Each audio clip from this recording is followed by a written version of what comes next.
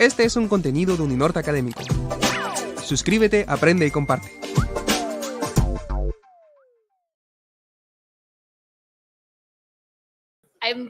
Welcome to our session on community resilience and disaster preparedness.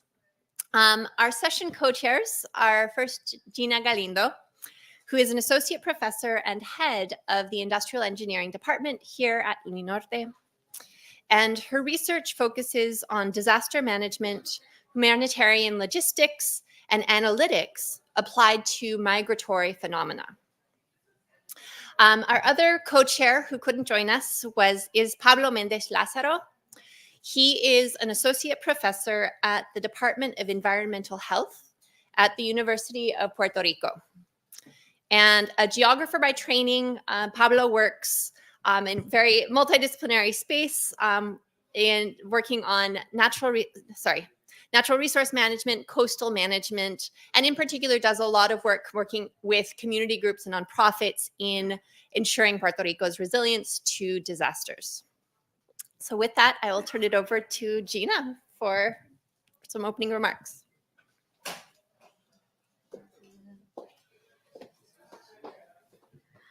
Okay, so thank you, Nicola, and welcome to this session.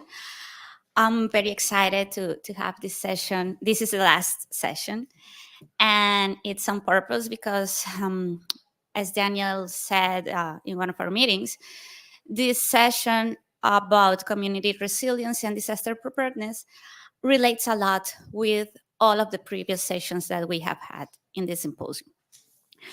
For instance, if we think about transportation infrastructure, it is true that we need a good transportation infrastructure if we want to attend communities that have been affected by disasters. On the other hand, when we plan for infrastructure, sometimes we interrupt some natural processes, the environment. For instance, we may be in the middle, or we may change the path of a river or something like that. And then later we will have flooding in that region and that cause disasters. So it's an interesting relationship that we have between these two topics. Same for all of the other topics that we have talked about. If we think, for instance, just to mention another one, energy. So yes, we are trying to find better ways to obtain energy for all the things, the activities that we must do every day. And one of the reasons for which we are trying to find cleaner energy is because in some ways it affects the environment, and then depending on the type of energy that we use, then we may have more climate change and more a higher frequency of disasters. So it's a very complex and interesting relationship that we have between community resilience and disaster preparedness and all of those topics. And the thing becomes more interesting because there are some complicating factors. For instance, we could have cascading events. Let's say we had this situation during the COVID-19. Hurricane Iota struck San Andres and Santa Catalina Islands.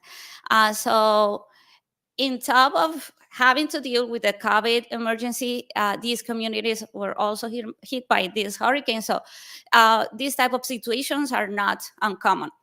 Or for instance, if a hurricane is going through the Atlantic Ocean, it may cause, in Colombia, we're not particularly inland. We are not affected directly by hurricanes, but we do get heavy rains. And that produces flooding and then maybe landslides. So it's like a lot of, or multiple events that we may face when we have a single event which originates the others. Also, we here in Latin America and the Caribbean, we have a lot of political issues which have been mentioned in other sessions. Vulnerability. Yes, we do have vulnerable populations for which food insecurity and difficulty to access healthcare is a day-to-day problem. they do not only appear when a disaster happens. It's something that is more, as I said, a day-to-day problem. So that is even like more complicated to try to solve or to improve the conditions for these populations. So the idea is that the session that we'll have today will discuss what we can do if we want to build more resilient communities and be better prepared to disaster events. So we're going to talk about important things such as information systems. So far, we have been talking about data. In one session, I don't remember which one, we mentioned that one of the problems is that there is a lack of data, but also at the same time, thanks to advance in the technologies, then we are now able to find more data than before. But at the same time, there are some barriers that, as Natalia was telling this morning, which make it a little bit difficult to access all of the data. So it's an interesting topic that we have over there. Also, we are really interested in developing approaches which are human-centered and which consider participatory process. As Melba was mentioning in the session yesterday, for instance, she highlighted the importance of talking to the community and learning from them.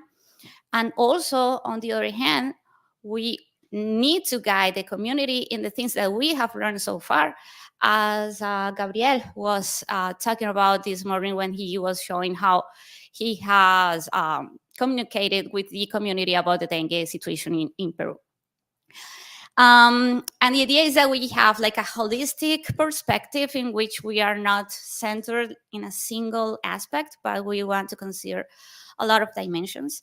And the goal is, as I said, to build more resilient communities, communities that are stronger, that in their recovery process, they also attempt to mitigate the risk of future events.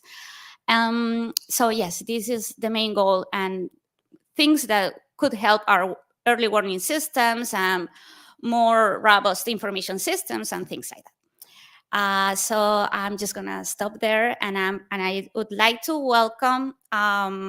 Just give me 1 minute. Yes. Here it is. Yes. Okay. So today we're gonna have 3 speakers. All of them are very special. And so the first one is Dr. Adriana Leiras, and I have here the biography. Now I'm ready. So Adriana is an associate professor of the Industrial Engineering Department at the Pontifical Catholic University of Rio de Janeiro, and is the founder and coordinator of the HANDS Lab Humanitarian Assistance and Needs for Disasters. She is an ex-officio advisor of the POMS, Production and Operations Management Society Latin American chapter, and she is also former POMS LAC president and regional POMS vice president of Americas. She still leads the regional research project in humanitarian logistics and relief operations of the MIT Scale Latin American Network. Since 2011, she has actively participated in research and consulting projects on humanitarian logistics and disaster operations management. Since February 2023, she has coordinated the project to develop the first Brazilian national plan for disaster risk reduction and disaster management. She has co-authored multiple papers published in journals, books, and conference proceedings. She teaches and researches operations management, focusing on humanitarian operations management. Welcome, Adriana.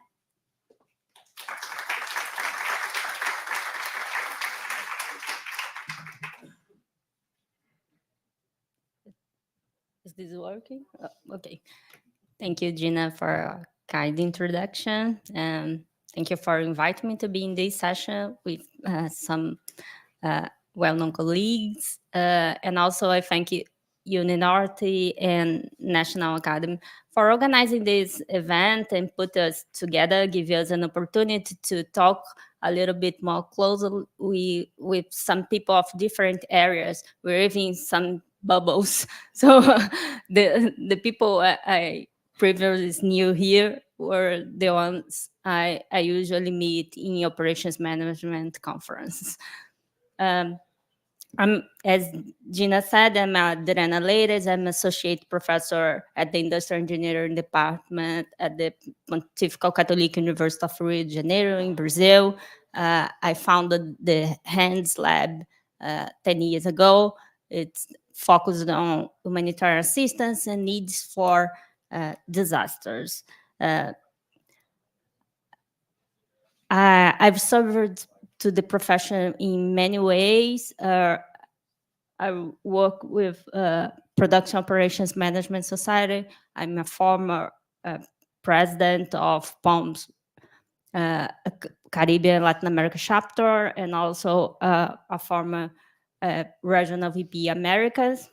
And I'm still a project leader in MIT Scale Society. I will be a former too. I hope it.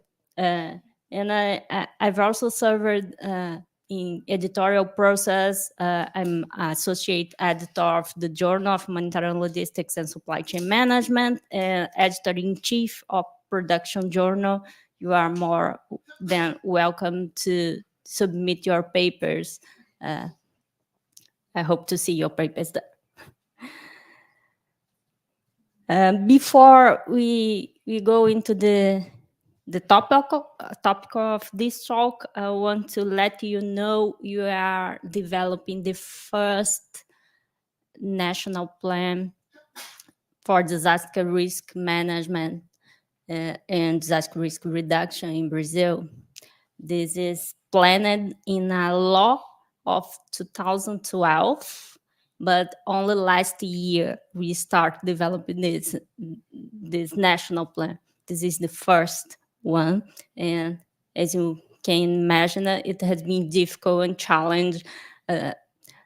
Work with policy making, politics, and we have the conceptual thing that everyone needs to be involved in disaster management. So since March last year, I've worked in participatory process with many meetings with politics and different organizations to have everyone involved in this process.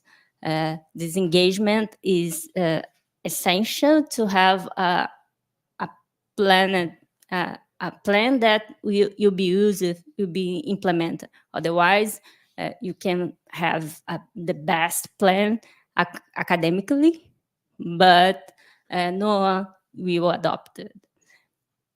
But if you want to follow what we are doing, this is the website. But today, my talk will be more about this project. This is a research project related to start the interlinkage between humanitarian operations and sustainable development, specifically the sustainable development goal.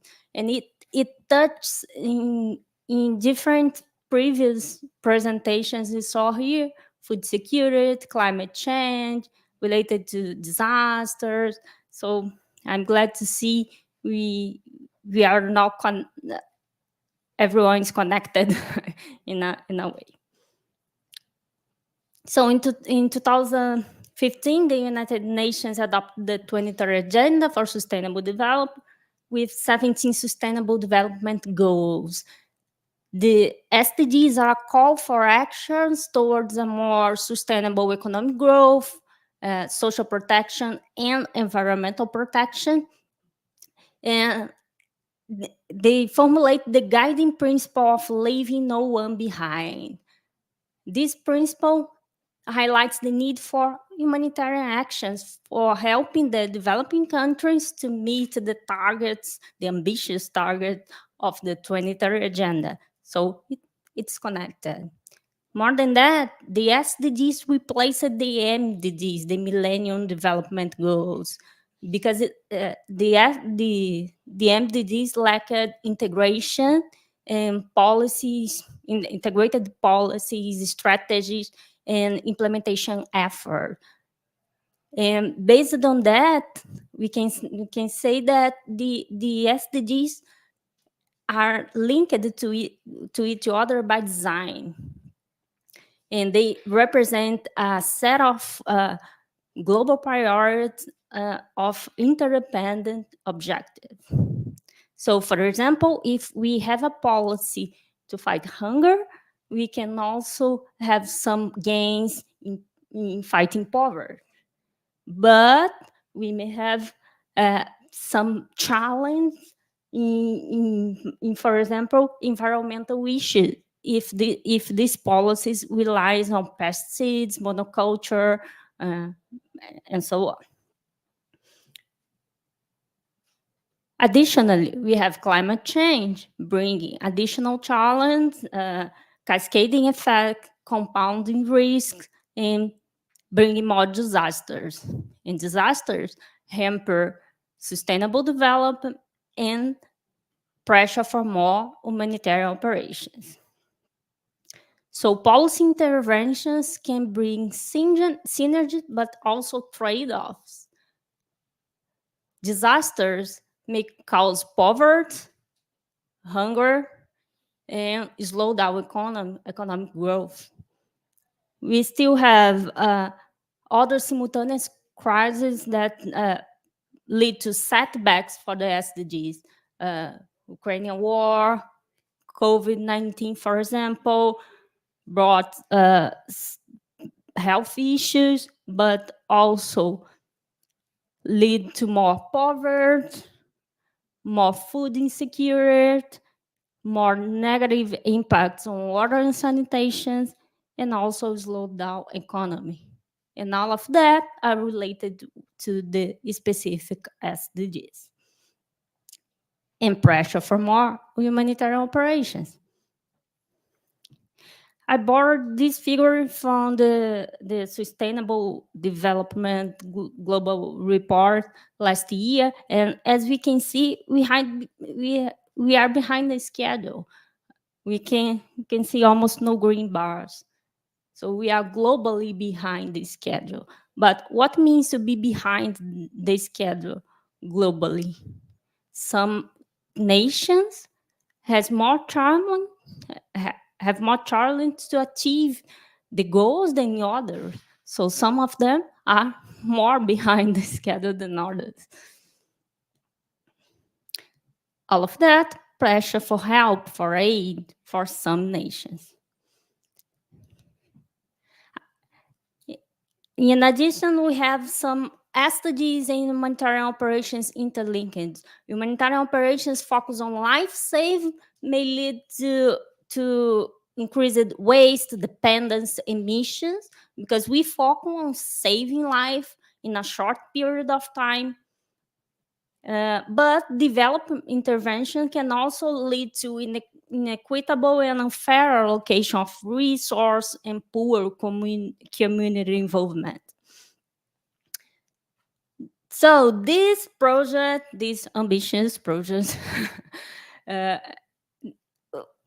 wants to investigate the interlinkage between humanitarian operations and the SDGs, with a focus of trying to map and analyze high leverage policies to foster synergies and avoid trade-off in this interlinked and complex network. So we have different contributions.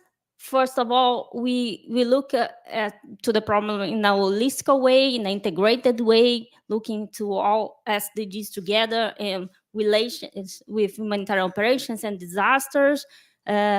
We work with a massive amount of data. So we have the Excel problem you also had. We don't work with Excel file. We use R software because Excel doesn't work. But we have finally got a database that could bring more insights to humanitarian operations. And we, as the system is totally interlinked, dynamic, and complex, we use system dynamics as a methodology So we start with qualitative analysis and then go to the quantitative side. This is an overview of the methodology. We have 3 different databases, one related to SDG. We have SDG index for we have SDG index for 166 countries. But for some of them, we have missing data. Working globally, we have this kind of, so currently we have data to run the model for 143 countries. 23 we are working on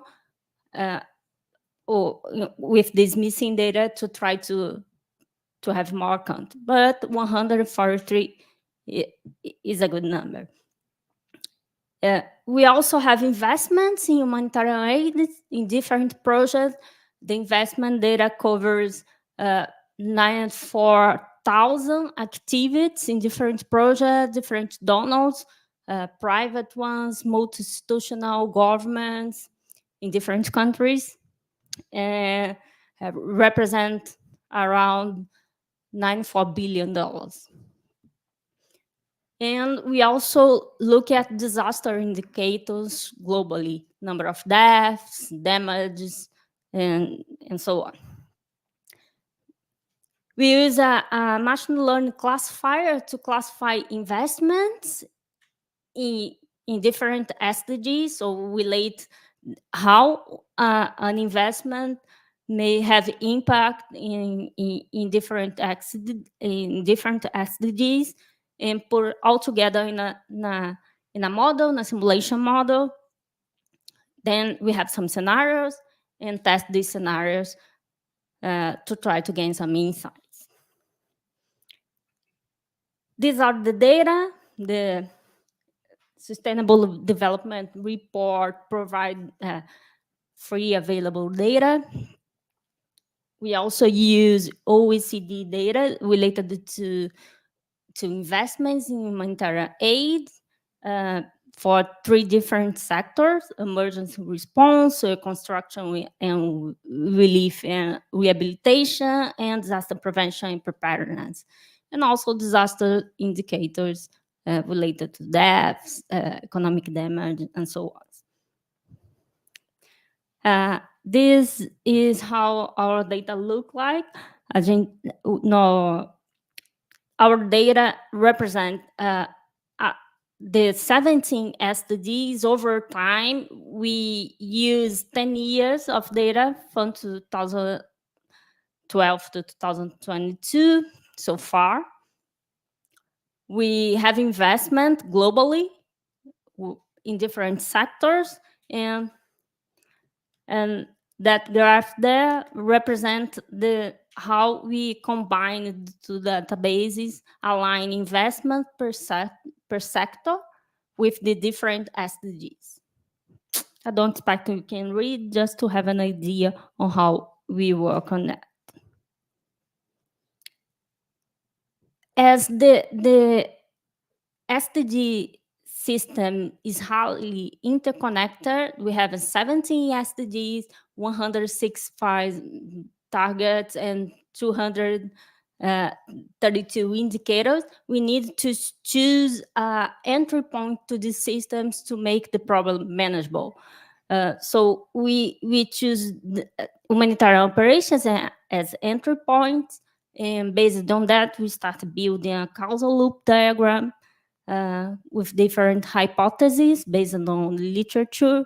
For example, hunger increases poverty, intensifying inequalities, and consequently reducing economic growth.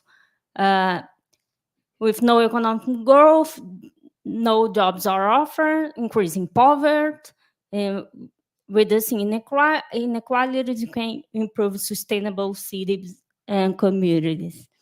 Economic growth also increases greenhouse gas emissions. The higher concentration of gas may lead to disasters. Disasters impact society in different ways.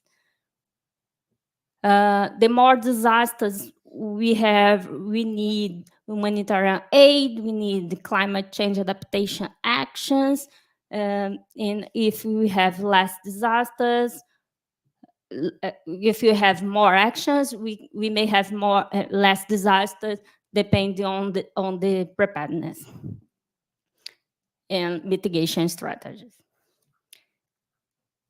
We can also have man-made or human-made disasters such as wars, and it also drives investments in humanitarian assistance for disaster risk reduction strategies. This is how our model looks like. It's big. We have different sessions, one related to the SDG interlinked, and another related to funds, investment in humanitarian aid. We model the SDGs as stocks, and we have some flows making the SDG index growing up, or some inflows leading to decrease in the SDG index. We have conducted some scenario analysis, so we try to see if investments in one SDG may lead to impact results in different SDGs. So, for example, if I increase investment in SDG 1, I can see results in the SDG 2 also, and this is a well-known poverty hunger trap. So this is expected. So this kind of action we are conducting now. So we also change disaster indicator, increasing number of deaths, number of amount of economic impact, and saying how this impact the model. You can also see different SDGs impacted when we change disaster indicators. We saw some saturation points in some of the SDGs, negligible effects in other, and some substantial positive changes in other SDGs, as sustainable cities and climate action. So just to conclude, we are still working on that. We started work on this project 1 year ago. So far, we have spent a lot of time organizing data. It's not easy at all to match different databases, but we already have a model working, and we are conducting experiment in parallel of this data the data issue. But we are very convinced that we can bring some holistic view, impactful, insightful things from the model. We increase granularity of different sectors. For example, inside of emergency project, we can have different projects for water, sanitation, shelter. So we are working with machine learning to split, to classify the different projects in different areas. Working with how to deal with missing data, and also we intend to optimize investment based on different sectors. And that's it. Thank you.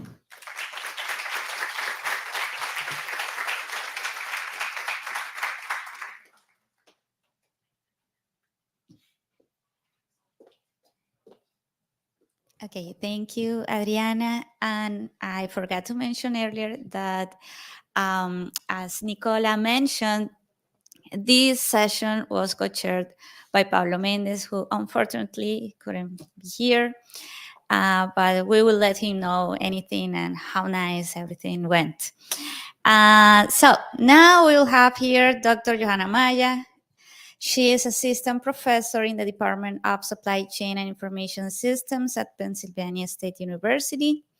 Prior to joining Penn State, She served as faculty at Iowa State University. She completed studies in industrial engineering, business, logistics, and transportation engineering. Her research interests are disaster response logistics and sustainable urban freight systems. She has been part of projects and panels sponsored by the National Academy of Sciences, Engineering, and Medicine. Dr. Amaya served on the board of the POMS College of Humanitarian Operations and Crisis Management, is a member of the TRB Standing Committees on Urban Freight and of Disaster Response, Emergency Evacuations, and Business Continuity. Her research has been published in renowned operations management and transportation journals. And Ms. Amaya is the recipient of multiple awards and scholarships. And I have to add that Johanna, she went to school here at Uninorte for her master's degree. Welcome, Johanna.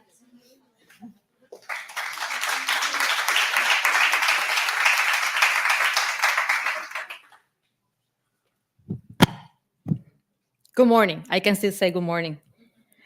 How is everything doing? Thank you so much for being here, for being brave to be here in the last session of the symposium. And thank you, Gina, for the invitation, and Daniel for considering me for this session. I'm really excited to be here. I'm so happy that I'm coming back to school. I actually did my undergrad here in industrial engineering and then work here as a faculty before leaving. So it's very exciting. The way that we set up the flow of the session, actually, we wanted to go from the general to the more detailed or specific implementation of what Adriana just mentioned. And in this case, I wanted to talk about a collaboration that I did a couple of years ago with two faculty from Uninorte, and a former PhD student from here and a colleague from Ecuador. So in this project, we wanted to actually help in tackling a couple of those SDGs that Adriana was mentioning. And in that sense, it's more related to how we can come up with ways to improve well-being and improve the sustainability at the community level, particularly because in that experience that I've had in the area of disasters, I have had the great opportunity, good and bad, but it's a great opportunity to go to disaster sites. And by being there, we have been able to witness how things work on the ground, how relief organizations actually try to help people distribute the limited resources, and how they are able to provide ways for ensure people have less suffering after being impacted by the disaster. So in these experiences, we have been witness of seeing people like crying because they don't have access to water, or they want to provide some food for their kids and they don't have much to offer. And it is a struggle, and it's a way that actually we wanted to provide some support, particularly by looking at, we want to reduce the human suffering. You have been impacted by disaster. You have been, you're passing by a tough situation. How we can go beyond on this. So with that, let me give you a little bit of background of this research. So back in 2011, and I started working on this. And some of the aspects that happen when this disaster event happens, normally we understand disasters as the natural ones. And normally supply chains are disrupted. Some cases, depending on the magnitude of the event, they actually stop. There are not necessarily inventories available in the area to provide support to the people. So you need to bring resources from outside. And that's when the tricky part starts. How do you ensure that you are covering the demand of this community that have been impacted? There are shortages of food, water, all those critical supplies that you need to provide since there is nothing else available. And suffering increases. So if you are now here and they say like, well, I think it has passed 1 hour and I haven't drank some water, I'll just go grab a bottle or a sip of water and I will be fine. But 1 hour in a disaster situation, which you know that you don't have any place to go to get that sip of water, things start getting crazy. And suffering increases, and people actually, the more the time passes, the deprivation increases, then the suffering increases. And it's not like 1 hour is just the same suffering as after 5 hours. So it is actually increases, it's non-linear, and we can actually go into the crazy situation. And after, and I think those working in the biomedical side, after 120 hours without water, you just die. So we will want to get to that extreme. And if you are working in a relief organization that needs to plan the distribution of limited resources, you need to make sure that you provide a little bit of many so they can actually don't get to 120 hours without resources. In the meantime, you're still waiting for things coming to you. So it is actually a way that we wanted to ensure they get the resources needed. So what we came up, we actually, from the group that we were part of when we were working in grad school, they proposed the concept of deprivation costs. So normally when you are developing these relief distribution plans, you try to minimize the operational cost. The cost of transporting the goods, the cost of fuel, the cost of the warehouse that you are actually receiving these products and storing them before you distribute. But then normally before that 2013, when this concept was proposed, the way of, well, I know we don't have enough, but let's try to put a penalty or some sort of additional cost that it will be added to the model when we don't have enough and we are not able to meet that demand. In 2013, this concept of deprivation cost was actually proposed. And that concept is basically bringing an economic value to human suffering. The whole mathematical development was done, and the characteristics of this, what is called deprivation cost function. I'm extremely happy because the very first estimation of this function was in Colombia. So the data was collected here, and the very first function was estimated with data from Colombia, from people that was and was not impacted by these events. And it was related to water consumption, so the deprivation of water. And it was proposed particularly because when you were looking at those available estimations on including the fact that you were not able to provide all those resources, then there were people that was left behind. So, well, I cannot get there, I don't have enough, so I just let them die. No, we don't want that, right? So we want to make sure everybody receives something. And actually, by going to the ground and talking to relief organizations in different countries around the world, they all said, if we don't have enough, we ration. We actually give them something. And if we know that we don't have enough to cover one bottle of water to every person in that community, we hold it a little bit, and then we send everything to at least give a minimum quantity to somebody. Just because we know that if we go there, if our goal is giving them a small 200 milliliter bottle and we don't have for every person, I don't want to see anybody crying in front of me saying, I need water, I need for my children, and I don't have anything to give. So they rather hold it a little bit and then send and make sure that they are working with the locals to give them something. And then that gives some sort of peace of mind. So there were penalties used. There was some form of penalties for unmet demand.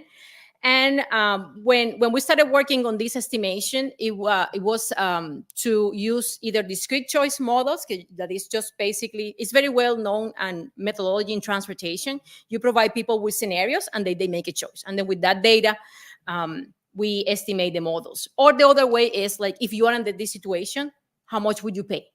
So with those two methodologies, there were different models estimated, and deprivation cost functions were estimated for water, for food kits, and also for emergency services.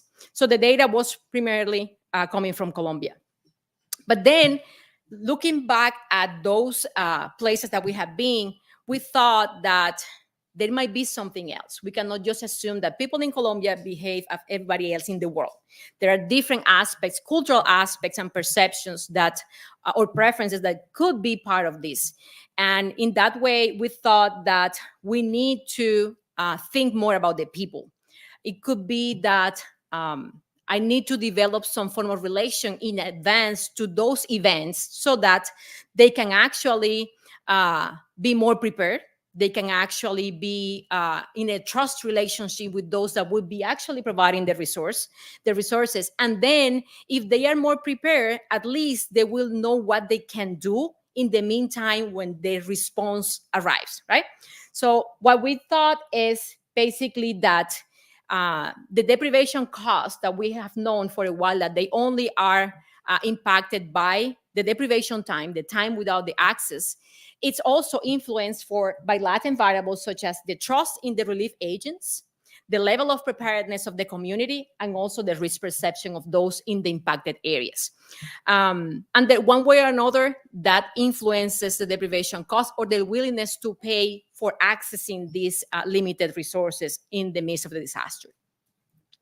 So we, for the first time, implemented this methodology in 2 different countries with more than one commodity. So we try to estimate the deprivation cost functions with data from Colombia and Ecuador. And we're able to figure if there are certain characteristics or conditions that are local to the area where you're collecting the data that are influencing the decision to wait or not for help or for aid. And that could actually tell us a story that we could use when we go back and start planning for the relief distribution process. So we definitely use our potential disasters. So for the case of Colombia, we use landslides and floods. And for the case of Ecuador, it was mainly earthquakes, which are the 2 main events in these places. In our experiments, we gave them the time without access, so that is the deprivation time to those supplies. We gave them a budget. You have this amount of money. One of the big things that occur with disasters is that they are big equalizers. If something happens, and there's a big event, normally you end up with whatever you have on you, your pockets. I can be put upside down. I don't have anything. I don't even have $1 right now. So if something happens, we will get access to what we have on us. So we gave them a budget and they said, whatever you have at hand is this. And we tell them, like, the time for you to receive free aid coming from the relief organizations or the agencies is this number of hours. This much time has passed. You have this amount of money. Would you buy water? Would you buy food? Would you buy both? Or you will wait? And with those questions, we actually were able to estimate the models and then figure if there is actually some context or some cultural information or behavior that actually impacts this. So we identify the socioeconomic characteristics of the individual that will influence, and the issue-specific characteristics that influence the preparedness, trust, and risk perception that would actually go into affecting the willingness to pay or the deprivation cost that we will end up adding into our relief distribution plans. Okay, so these are the areas where we collected the data. The northern part of Colombia, particularly 2 states, Atlántico and Bolívar, which are Barranquilla, Cartagena, and some municipalities that were heavily impacted at the time in the floodings, the most extreme floodings that we have had in 2011-12. And then in Ecuador, the province that was mostly impacted by the latest earthquake in 2016. So what are the perceptions of people? And then from that, we just started having a lot of interesting insight. So we in Colombia believe that about 69% of those respondents believe that they would receive assistance for free from the relief agencies, from the main key official agencies. We are very trusted people. So then about 56% had some information on the emergency response agencies, and 22% had no reserve. We wanted to know how prepared they were. So we asked if they have some sort of reserve of supplies, if they have some cash in case something happened at home. And in the case of Ecuador, 69% had information about those emergency agencies. They were way more trained in what to do. I guess it's the fact that they are more exposed to shakes more frequently. And then they do have some money available in case something happened. In terms of the preferences, and this one was a little bit interesting for us and it surprised, in one way. In Colombia, people prefer more buying water than buying food instead of water, sorry. And then in the case of Ecuador, it was 29% selected water. For the case of food, it was 38%, while in Ecuador was 13%. So in Colombia, food was more predominant as the only choice. And that is usually the case when you just have to pick one of the two because the budget does not allow you for buying both. People in Colombia selected food more than water. And then in the case of Ecuador, it was water more than food. When they had the opportunity to buy both, yes. When they had the opportunity to buy more, the Colombians, about 48% both. And then it was very similar with Ecuador, 44%. And then in the case of I will wait, in Ecuador, 14% selected just the waiting option. So what we found? Well, we found that the fact that we identify these three Latin variables, trust, risk perception, and preparedness, those that are more prepared have more risk perception, and they're willing to wait more. So the more prepared you are willing to wait more, which understands because it's understandable because you basically have a little bit more understanding of how things could happen and how they could evolve, or they have had some experience that give you more information. The ones that are more confident in receiving help, they are willing to wait longer and receive it free, so they prefer to keep the budget at hand for future purchases if something happens. And the ones that have highest risk perception, they tend to have higher deprivation costs. Of course, we are thinking about the worst thing that could happen, so I will be dying faster or out of deprivation, just in the context. So when you are more prepared and you have higher risk perception, you are willing to pay to receive the reduction in the deprivation. If you trust, you're willing to wait. In the case, we also find both, all three, trust, preparedness, and risk perception influence the deprivation cost, but there is some influence on trust in preparedness. Finally, we also found that context is important and the type of disaster. We actually found that the deprivation cost in Colombia for water is lower than for food.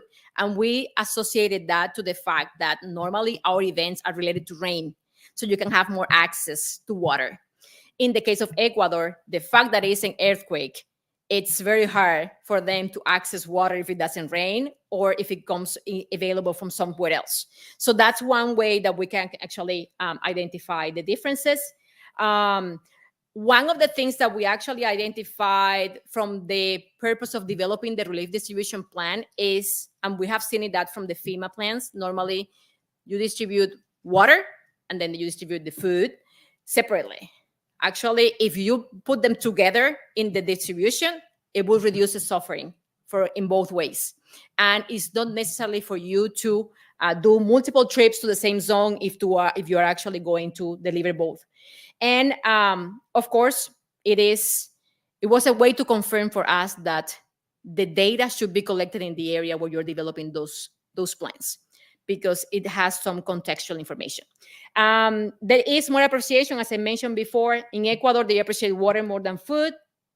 People over 50 years old are less prepared than the younger people. And interesting for us, people consider religious have more level of preparedness than the ones that are not in Ecuador. And actually being religious is considered a way for you to wait that the community leaders or the religious leaders are the ones that are going to help you, more than here for us in Colombia. People are not waiting for the religious leaders to help you. It's more about the community leaders and then the agencies. So it was very nice to see that there is a component of culture that came as relevant in this. And in Colombia, the students are less prepared. So that's something that was not nice to see. We need to prepare our students, make them more conscious that things could happen and then increase their preparedness. Higher income level people are more prepared, and that could be associated with the possibility to have a supplies reserve or a cash reserve to cover the potential things that could happen. The only downside is that they need to have it at hand, because if they have it in the bank, doesn't necessarily help. And people believe in community groups helping, and then the response agencies. In Ecuador, response agencies are not trusted. And finally, we need to make sure that people get prepared. And that's a way that those that actually respond go back during the times that are not necessarily the bad times to enhance the relationship with a trusted relationship with the community, and then help them prepare. We had the opportunity to go to visit the Mormons in Ecuador, and the entire community was supplied by the people attending a particular church. They attended a good 40% of the entire community surrounding the church because their people were actually prepared. So it was very, very interesting to see. Despite Colombia and Ecuador being close to each other and they're very similar in culture, the local context plays a role, and we should not assume that we will pick one function from here and then drop it in the other side of the world and then assume that it's going to help, because there are different components and characteristics that actually influence that. And with that, thank you.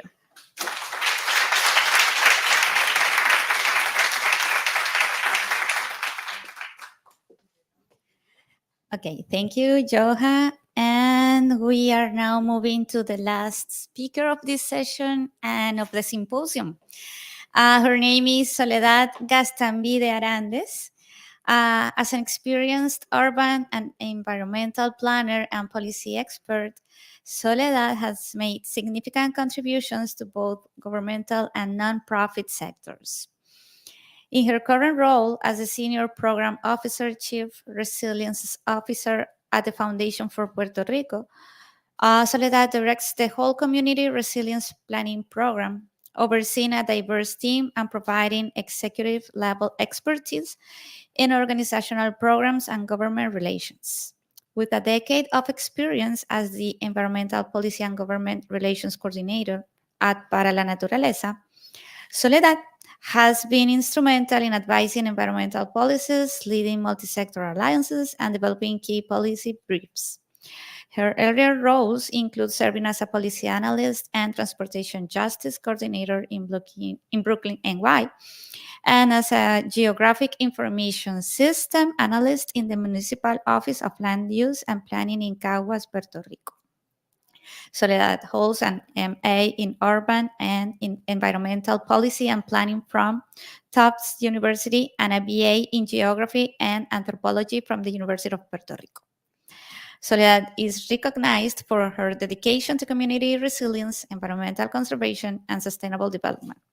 Her contributions include the collaborative publication of a comprehensive inventory of protected areas in Puerto Rico. Welcome, Soledad.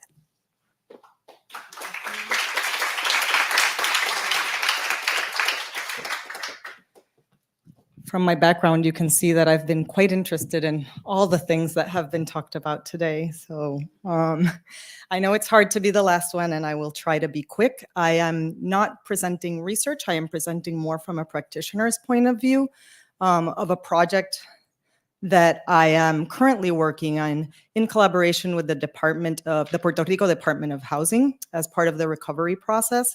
Because of that, and because it's quite in the midst of it, I will not really have concluding remarks, but more insights of what has been learned and a lot of how we bridged theory into practice in the implementation of an actual program that seeks to create opportunities for participatory planning at the community scale for increased resilience, but also for climate adaptation. And, you know, it all sounds really lovely, but it has a lot of challenges. And I will share a lot of that. I will try to be positive.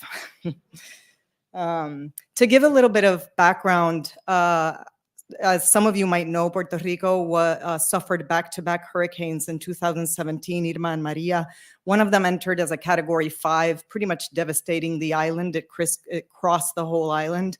And after that, because Puerto Rico is a U.S. territory, we had a declaration of major disaster from the U.S. Congress. I won't go into all the details of how recovery funding is assigned, because that's a whole other presentation. But there is a certain part of that funding that is assigned to through the U.S. Housing and Urban Development Agency, which then assigns it to the Puerto Rico Department of Housing as a subrecipient. And part of that process is to create an action plan that pretty much delineates how those funds will be used.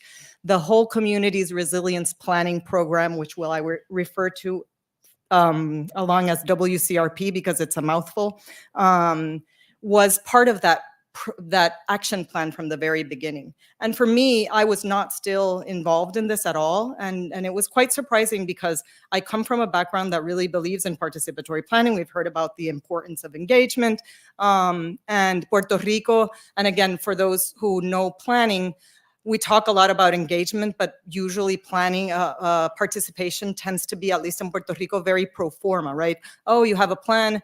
They do it in a very technocratic fashion, and then, oh, you have opportunity to send your written comments or go to a public vista where they might incorporate it or not. So to have a program that is at a community level and that considers that the input and the knowledge of those community members from the beginning and throughout the planning process, even though it's not theoretically innovative, because we're all saying that you need to do it, in practice, it's not that common. So it took a long time while Puerto Rico got together to be able to administer these funds, but also to create the details of the program. So it wasn't until 2021 that the Notice of Availability of Funds was published. This was what's the word? It was a grant, a competitive grant that you had to apply for. Eligible entities were municipalities and nonprofits. And the selected entities were chosen in 2022, and they signed their contracts in 2023. Important to note, I came into the project in 2021 just as the NOFA was published. So there's a lot of things that I adopted.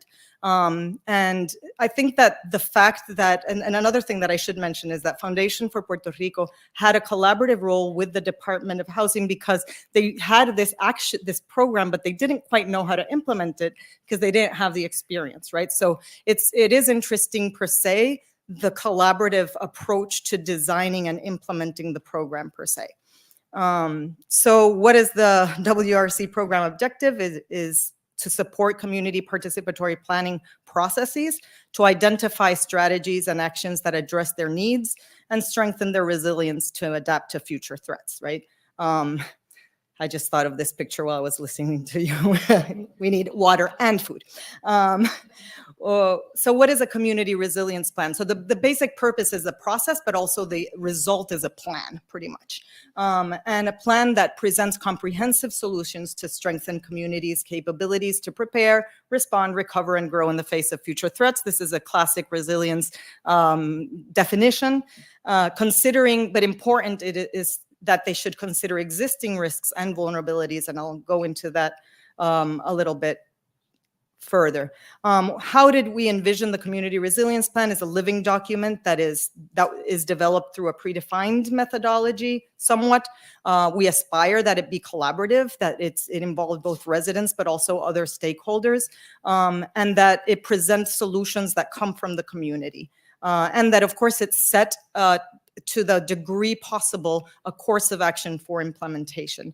As all planning processes go, current conditions, risk and vulnerability, I'll talk about a little bit further on. It has a comprehensive approach. Sometimes the word resilience means different things for different people. From engineering perspective, they always think about infrastructure, but for us, it has much more of a multidimensional approach, and I think this forum has highlighted that is pretty much what is needed, because it's not so much about mitigating the physical risk, but also how you can strengthen communities. And to strengthen communities, they need to look at things regarding their housing situation, their education, their health, their infrastructure, but also their environment, from both the needs, but also from an assets perspective. What can they do and how can they use current assets?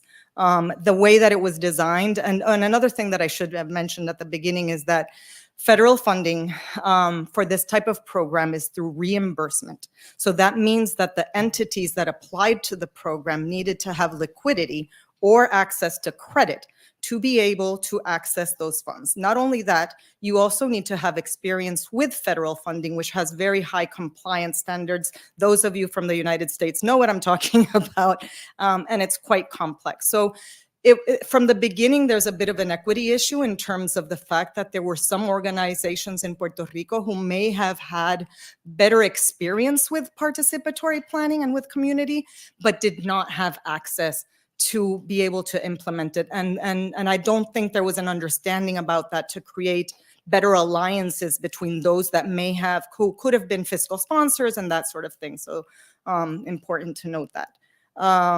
So the entities who apply to the grant serve as facilitators. We call them facilitating entities because we think and we aspire that there be an exchange of knowledge, right? The one who can take this information and provide to the community, but also listen to the community and gather information firsthand.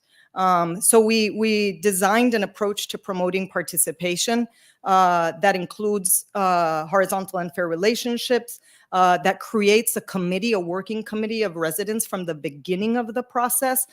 Because the other thing is that when you do community work, you can say oh, there's a community meeting, and one day somebody comes, and then another day another person comes. So you need to have some continuity. So you create a working committee that's there and working hand in hand with the group. There's a participation strategy, which pretty much was meant to be flexible and reflect the relationship that these two entities were going to have, because not all communities are the same. You don't do outreach the same way. You don't want to meet at the same hours. So those things, even from that point of view, it was participatory. It requires feedback and validation, and the final plan is supposed to be approved by them. And all of this sounds really lovely, but we've actually seen the bridge between what we wanted to do and how the Department of Housing converted that to sort of metrics and indicators and deliverables creates a lack of flexibility that also has represented challenges in adapting to what we've seen in each of the communities. Basically, another part of the approach was to create a planning framework so that the planning methodology was somewhat uniform, an educational component and technical assistance. As you can see, the Department of Housing from the beginning set a time frame that we always struggled with, because as we've talked about here, I think collaboration moves at the speed of trust, and trust with communities can be even more challenging. And also, Latino cultures always have as well other challenges that I won't go into, but 12 months is not a lot for participatory planning. And I'm taking the opportunity here that I'm talking to you to be critical of a program that I am deeply involved in and that I respect, but I don't have that much opportunity to do.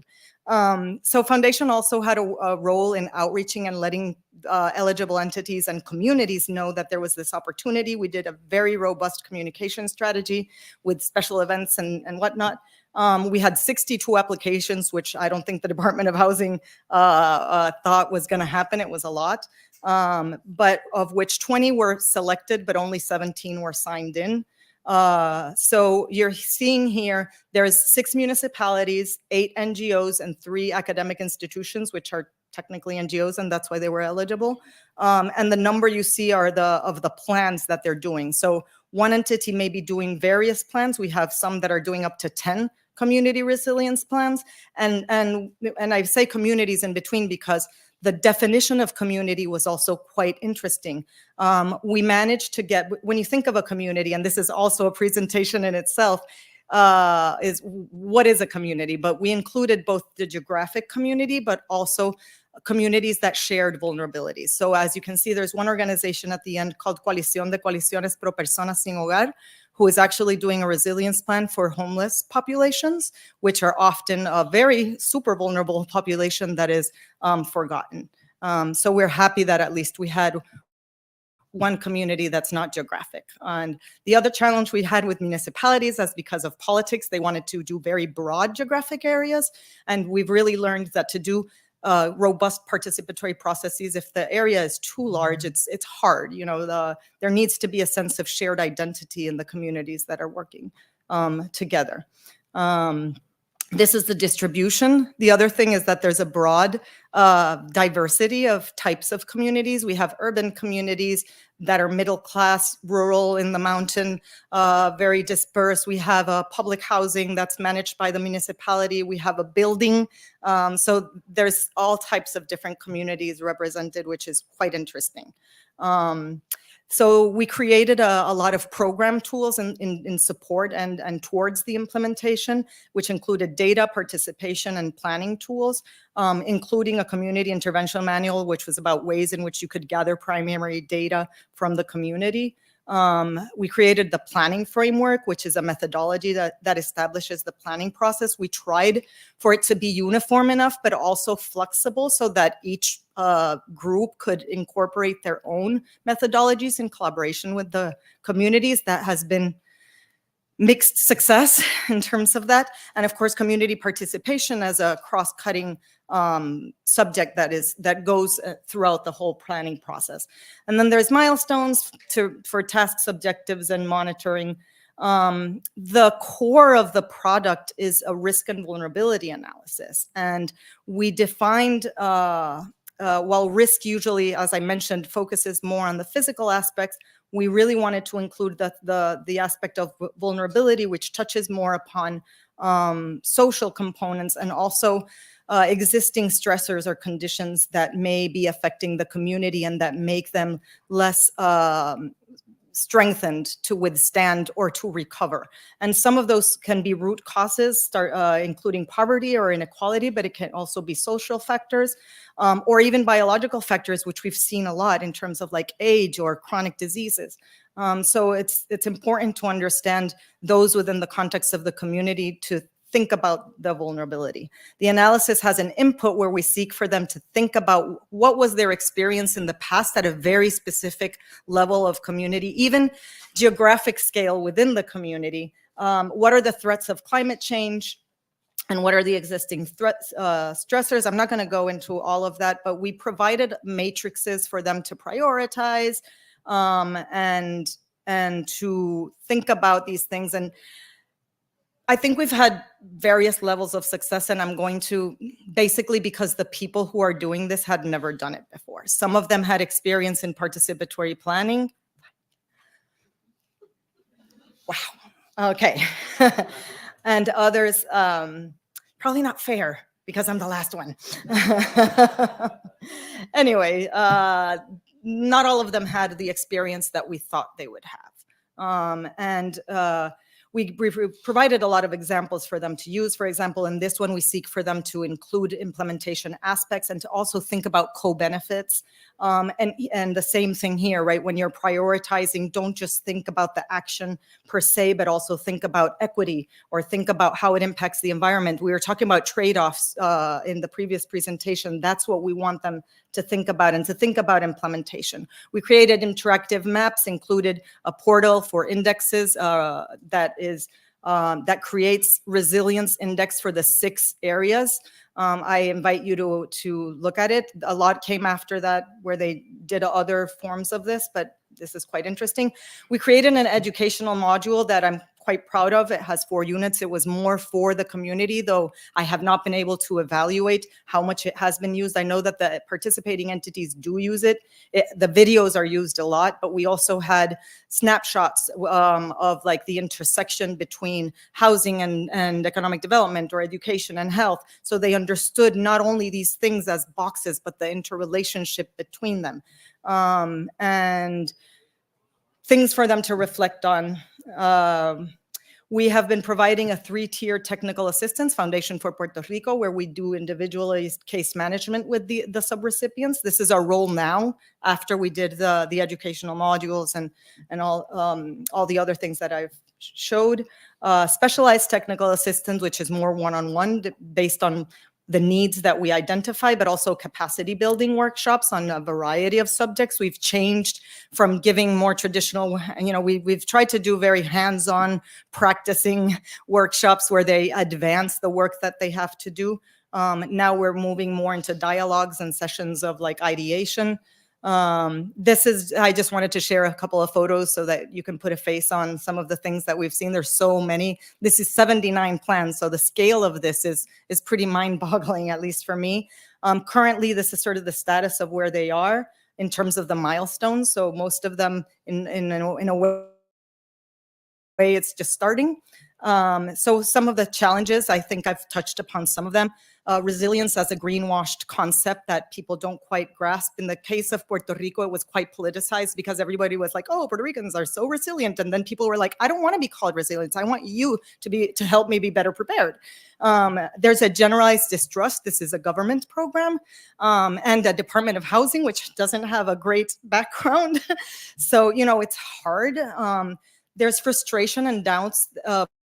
Why plan? I'm sick of planning. I've been asked these questions 1,000 times. When are we going to see implementation? Is there implementation funding tied to it? Which there isn't. So, that's hard. And it's hard for the people who are doing the work with the community because you know the value of planning, but they don't quite see it. And you have to go over those things to actually get into the process. The good thing I have seen is that we also think communities are all the same, but there's different actors with different interests, even within a community. And sometimes they think they know what they need, but they don't necessarily talk to each other. So there's a lot of romanticizing communities that when you actually get into the work, you realize it's much more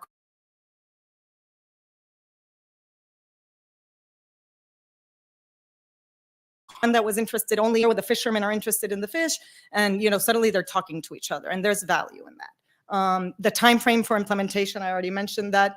Limited experience in terms of the people who are doing this in various aspects, because it requires a multidisciplinary approach and it requires kind of understanding of these 6 focus areas.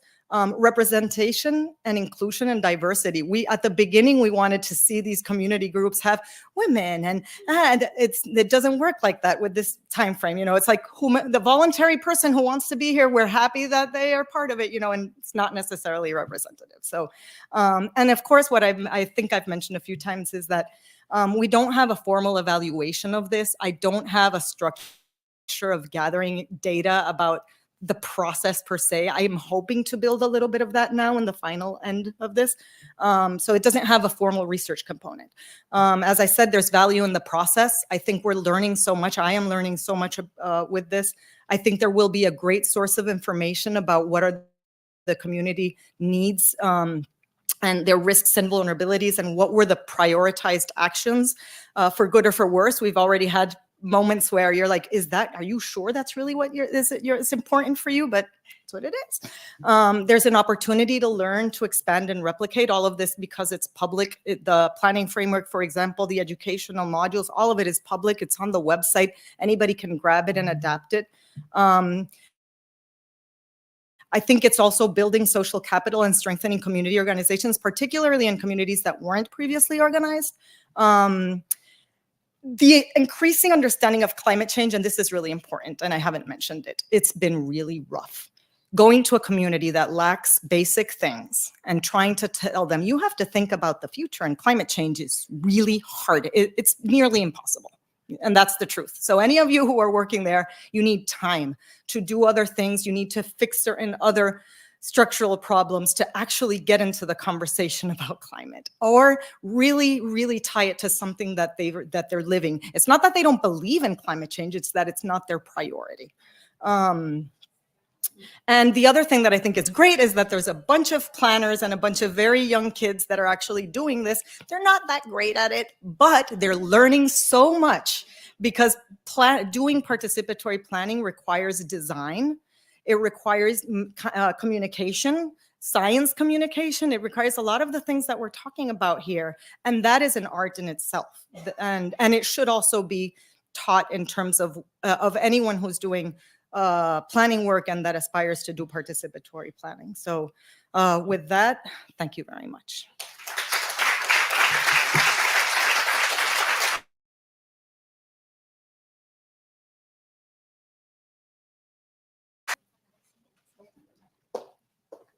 So now we invite Johanna, Adriana, and Soledad to the stage.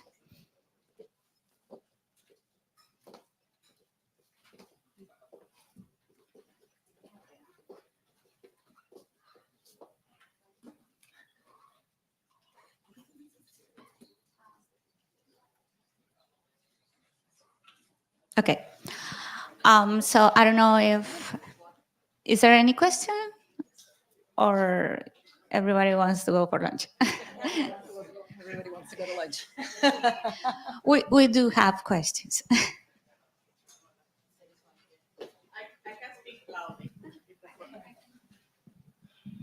Great work, guys.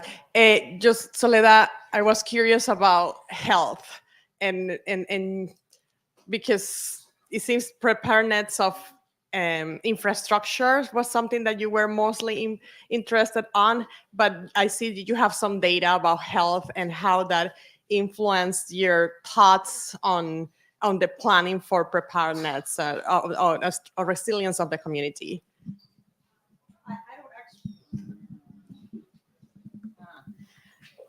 So remember that we're not collecting data. We're asking, as part of the planning process, they should consider health aspects. So they should look at current conditions of health, both through secondary data such as the census and whatnot. But the idea and the opportunity is that they can also dig deeper at a smaller scale regarding particularities that you might not see in that data, right? Mostly because, and for example, one very common thing that we've seen is aging population and lack of access to transportation and thus to health services. So that's a very, very common concern in communities in Puerto Rico. Chronic diseases, people that are bedridden, and that in terms of preparedness is quite difficult, but also in terms of the future of that community when you think about.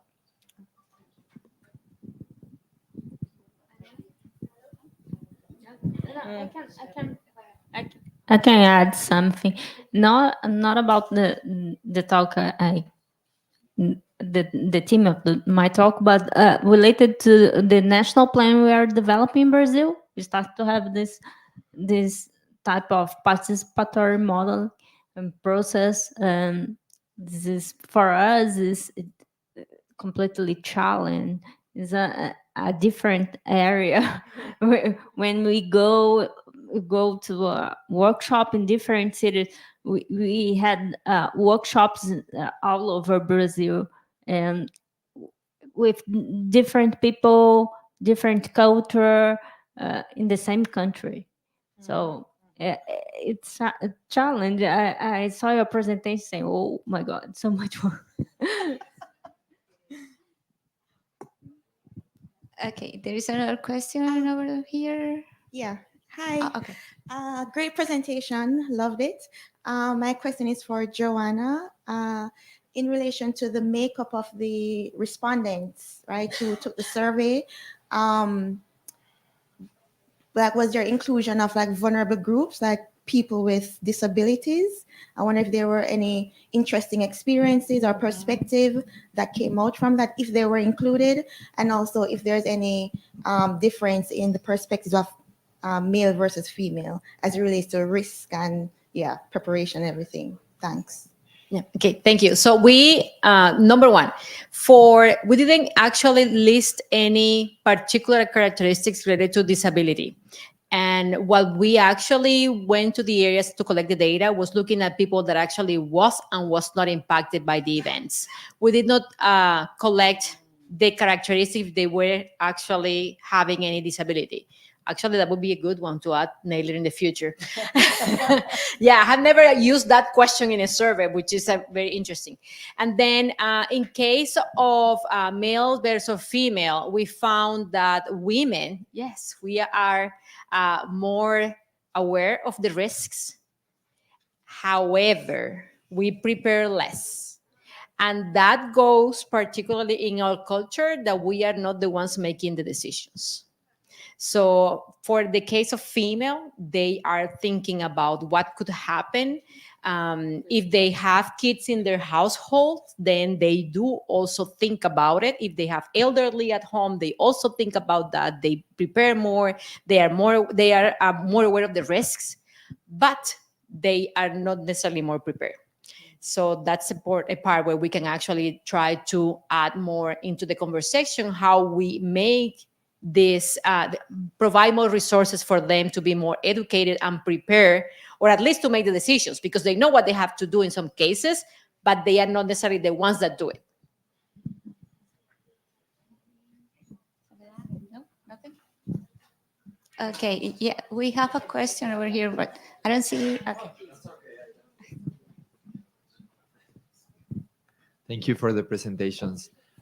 This is also for Joanna. I was curious because it seems like when you ask these kind of surveys before like when you are not having an emergency, how much do we know that they are responding the same thing? It's like when they ask you, if this would be your last hour of life, what would you do? Probably you never answer what you would probably do. Honestly. So how much this is taken into account? Because obviously the context, the culture of both Colombia and Ecuador, the responses are related more to the culture. But how do you, in this sort of social research, how do you take this into account?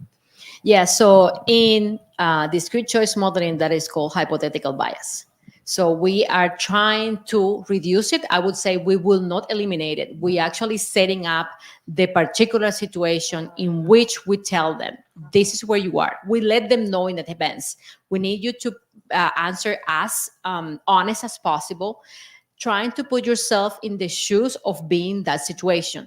The good thing is that we ask to those that have and have not been impacted by disasters. So with that, we actually control with both, and we have found that it is actually as what we can consider honest answers of that. And we have found good heterogeneity of the individual's perceptions and characteristics. So we are not thinking that is biased towards, oh yes, I will always buy, or oh no, I will just wait.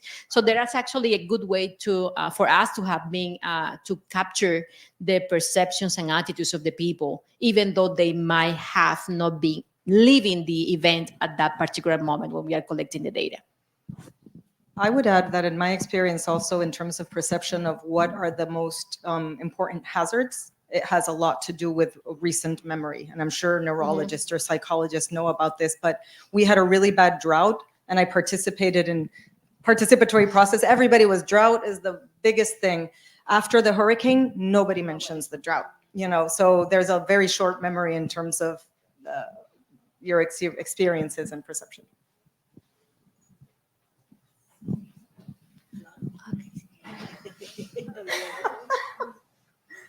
Hi, good morning. Great presentation, the three of you. Speaking of hazards, can you talk a little bit about the difference in responses among hazards? Joanna, you studied earthquakes in one place and then flooding in the other place. Hurricanes, they kind of bring multiple hazards all together. So can you speak about the different responses to hazards, and how can we do in the case of different hazards versus the others?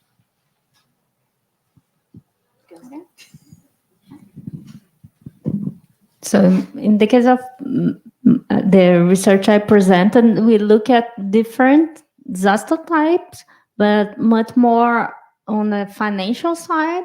But in other research I have conducted in the last few years, we could see this kind of difference. For example, for drought, we have long periods. You can forecast demand more accurately. But in case of floods or earthquakes, you need to have agility to deliver what people need in a short period of time. So we have different goals, different things to do in the case of different types of disasters. In Puerto Rico, well, with our program at the beginning, we didn't think to include earthquakes, for example, because we wanted them to focus on climate. Earthquakes are not climate related, but because of the recent experience, I didn't mention that we also had a series of earthquake swarms at the end of, right before the pandemic. So we had to include it because people mentioned it, but it's also very geographic. So people that are on the coast or in flood valleys are more worried about hurricanes and coastal flooding or just flooding in general. If you live in the mountains, you're more concerned about access and landslides. So a lot of it, and that's part of the conversation that they have. They should measure or have a dialogue about exposure, right? And what is the biggest risk that they are looking at? Just give me one second.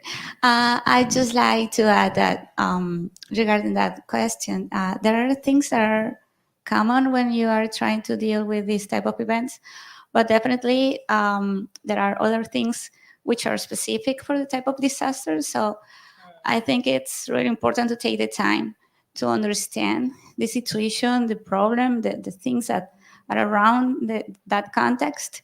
So it's something that I have seen in this symposium, that there is an interest in understanding the things before trying to figure out the solution. I think it's really important to take that time and to really understand the context and the problems.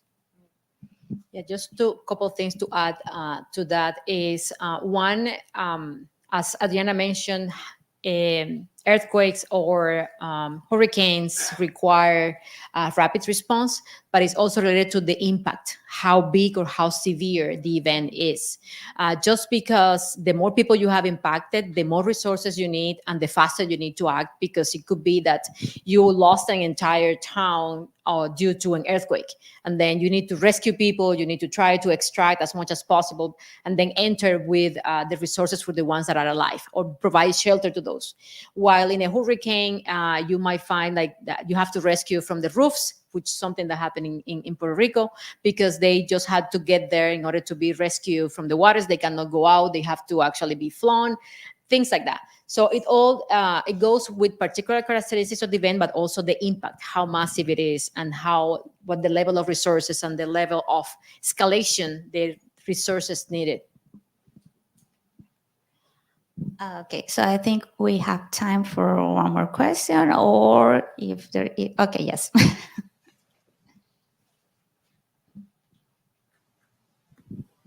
Thank you very much for your time and your insights. My question is for Soledad. First of all, I'm so thankful to be here because the Puerto Rico situation was very inspirational for me very early in my career, because not only it's close, it's like 100 kilometers away, but we share the same realities. And I remember when the hurricane struck, and I remember the chaos. For you guys, for the contest, the average population without electricity in Puerto Rico was like 270 days without any energy.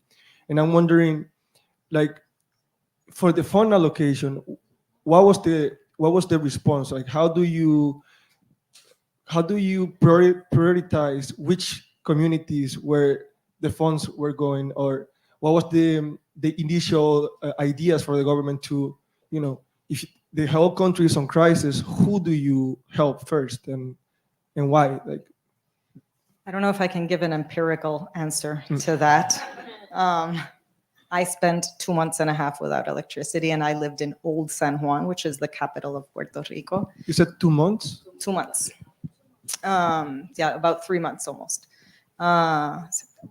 Right. And I think that, of course, unfortunately, one of the main things is bringing back certain sectors of the economy. So they will obviously highlight areas of urban concentration. At least that's what I can observe, what I observed, or areas of high economic opportunity, or areas that are for tourists. So San Juan, Condado, all of that area was first. Puerto Rico has a lot of roads and a history of people living in the most crazy places. So pretty much there's people living everywhere.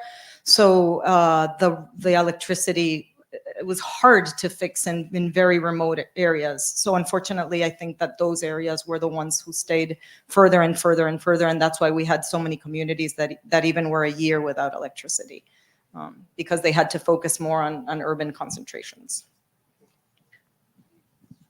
I think regarding that issue, practitioners and researchers are aware of that problem.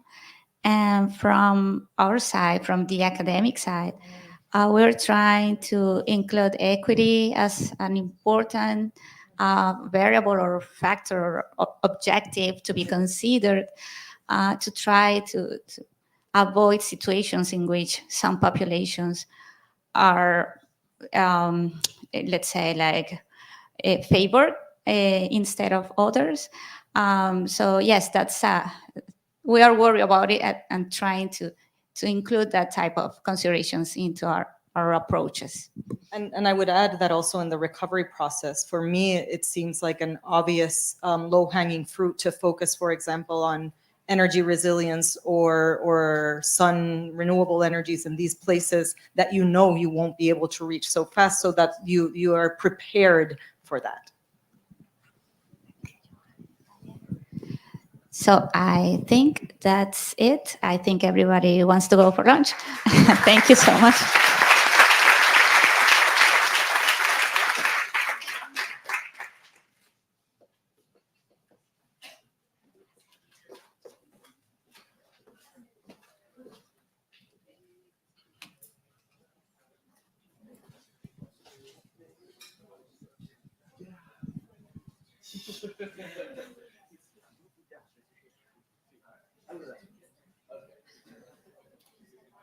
We have some closing remarks.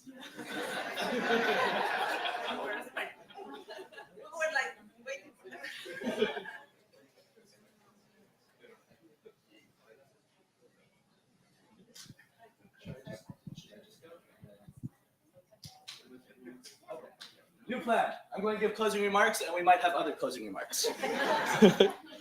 So, sorry, I have a list. Give me one sec. I was not prepared. So, all right, I'm just going to give my remarks, and then he can give his remarks. Okay, so we do have closing remarks from the rector of the university, which will be good. He's a little delayed. So it is my pleasure, if that's the right word, to wrap this up, to close us out. I hope you've enjoyed the past 3 days. You've met wonderful people, hopefully exchanged good ideas, had ideas for collaborations and ways to move forward from this workshop. We hope that you continue those discussions. We do have the fellowships. I can do a plug for those. But we hope, independent of that, you keep the conversation going. Before we go, obviously, we need to thank a number of people who made this event possible, starting with Gina and Nicola and the rest of the organizing committee who organized a wonderful technical session. So thank you all.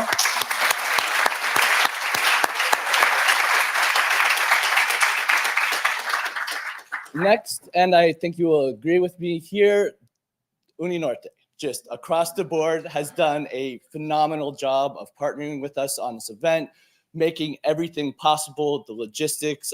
Special shout out to their international office and the team there that has made everything so smooth, from the flights, hotels, transportation, opportunities to dance, everything.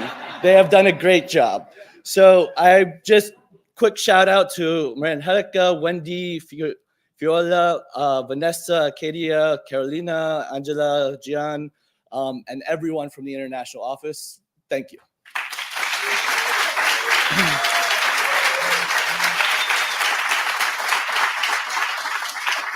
Actually, this is them.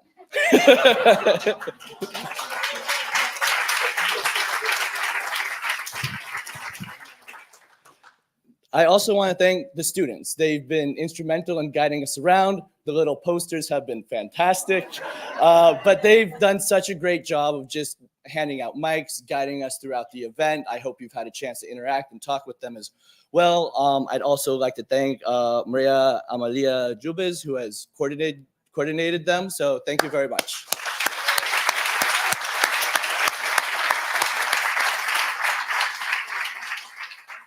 Next, the AV team, of course. They are the ones who really make this go smoothly and avoid any awkwardness. So thank you to Luis Nino and Paula Pina. Thank you.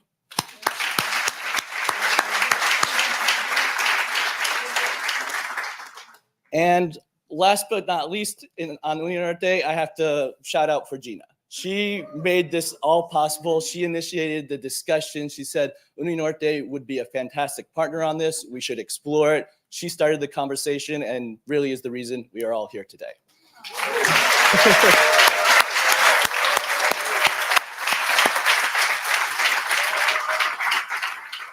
And then my colleague Ari, who is running away. Please thank her. She did so much work in organizing slides, just logistics. She's been fantastic.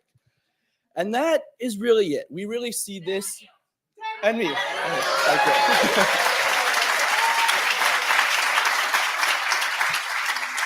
Thank you. Thank you. But yeah, we really see this as a starting point. I mean, obviously, this has been a massive team effort to bring everyone here today. I think the conversations have been fantastic. You have all been a wonderful group of attendees, extremely flexible, easygoing. I've seen the conversations, talked to almost all of you. But it's been a wonderful experience. And I think a lot of that goes to you and the attitude that you brought here for these past 3 days. So we want to continue this, right? We don't want this to be a one-off event. We want to do this on an annual basis at least. We want to move it forward and we want to improve. I mean, obviously it's a wonderful event, no bias, but we want to make it better. We want to know what was great, where to improve. We'll be sending out a survey. If you're on your phone, which you are, here's a QR code. But please give us feedback. Let us know what we can do better, different formats, different ideas, what we should explore in the future. If you want to participate in the future, it'll only take you a couple minutes, but let us know what you think. And with that, thank you very much. Maybe the rector is here? Yes, no? Okay, he's still coming. So take this opportunity to do the survey.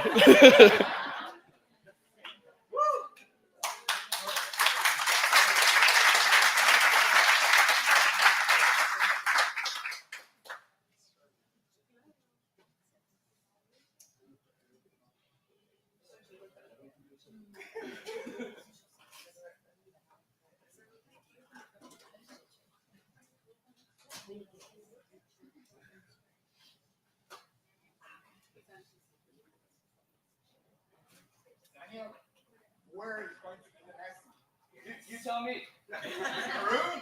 Hey, we can talk. It is one of the questions on the survey. If you'd like to serve as like an organizing committee member, and then we can reach out and have that discussion. That's great. Dominican Republic has nice weather. Thank you.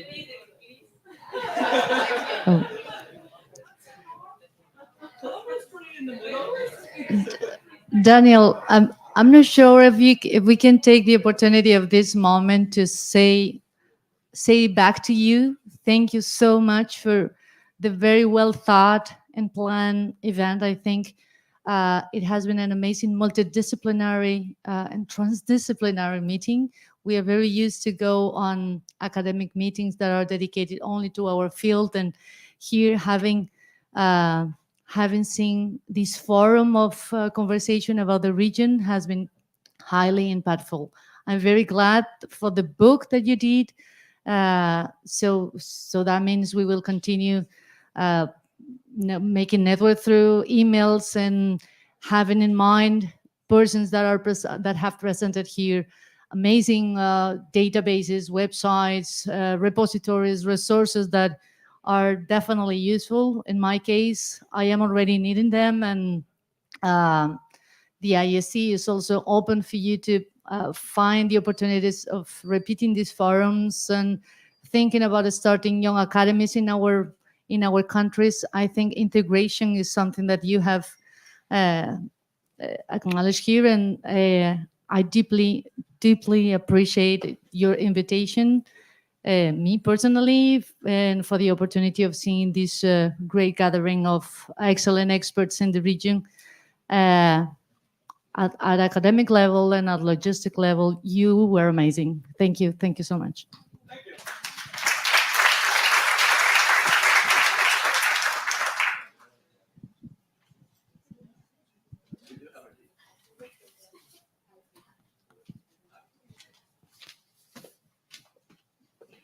Good afternoon. Hablo en inglés.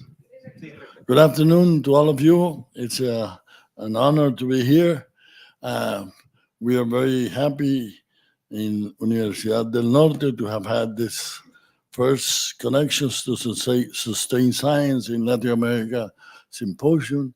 I understand it's the first time that it's meets in Latin America, so it's a big pleasure to be with all of you.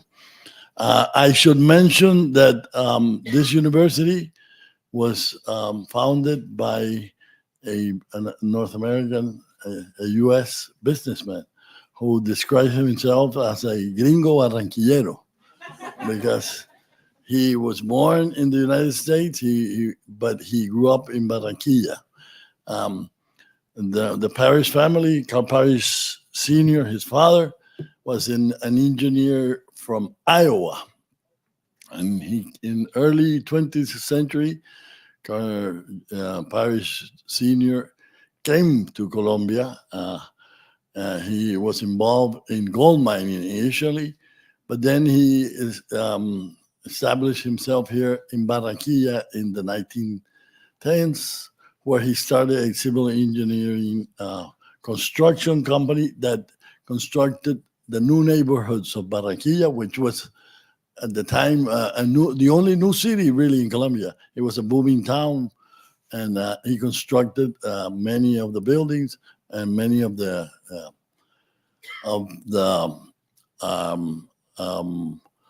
new neighborhoods. His son, Carl Parrish Jr., was born in the USA, but they brought him when he was a child here to Barranquilla, where he grew up until he went to the university in the United States. He studied civil engineering in Yale University. And he came back and he managed for many years the company of his father, that had been of his father. His father died in the early 1930s. So he was a very successful entrepreneur. And he was also a philanthropist. And in 1965, he decided that Barranquilla and the Caribbean coast needed a private university of excellency. And so he rounded up the usual suspects, the very successful entrepreneurs of Barranquilla at the time, the richest man in the city, which was Mario Santo Domingo, owner of a big, the local brewing plant, and other entrepreneurs, and he started Universidad del Norte. And he was very involved from the beginning. He was the president of the board of directors for many years, I think something on like 20 years, until he retired to the south of Florida to play golf. He was also a golfer. His father started the local country club, and he started another club, Genera, which is also a golf. They were a golfing family. He started another golf, and when he retired, he went to Florida to play golf. But he created the foundations of what this university is today. He wanted to have a university of high quality education, but where people from all economic conditions could come. So we give out many scholarships. So you would get an idea. About 60% of our students have some type of financial aid, and in Colombia, neighborhoods are stratified from 1 to 6. So more than half of our students come from very low-income families, but they are very smart. They have very good test results in the national test that students take when they graduate from high school. So we have very good students, and we try to support them with either long-term loans or short-term loans or scholarships. And many also have other aids from the Colombian government or from many of the local firms. In terms of the quality of the education we have in the different rankings, we are by far the first university in the Caribbean region, which is a region of around 10 million people. And at the national level, we are on average the 10th university, but it will depend. In some areas, we are the first university. In other areas, we're the second, the third, the fourth. I remember right now, medicine, we are the fourth department in medicine. In engineering, we are typically in the first 5 places. The dream of this engineer from a family of Iowa has really been a successful dream. And as you can see, we are also a university which is very strongly related with private businesses. In our board of directors, we have many entrepreneurs, and we have been, I think if you look at the composition of our board of directors, you can see a little bit of what Barranquilla is. We have some members from Arab families, from Jewish families, from Italian immigrants, from immigrants from different parts of the world, which is not very typical of Colombia, but it's very typical of Barranquilla because this has been a city of immigrants. So I am glad that you have decided to have had this meeting here in Barranquilla. I hope you have time to see a little bit of the city and have some fun.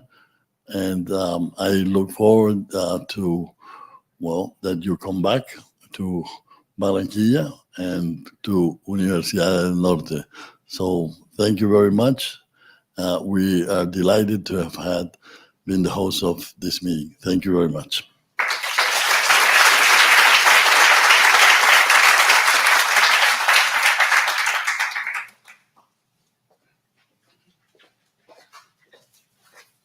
So we'll go to lunch now. If you have posters, they're in the hallway outside if you want to pick them up, and then buses will take everyone back to the hotel. So thanks. What time? I don't know.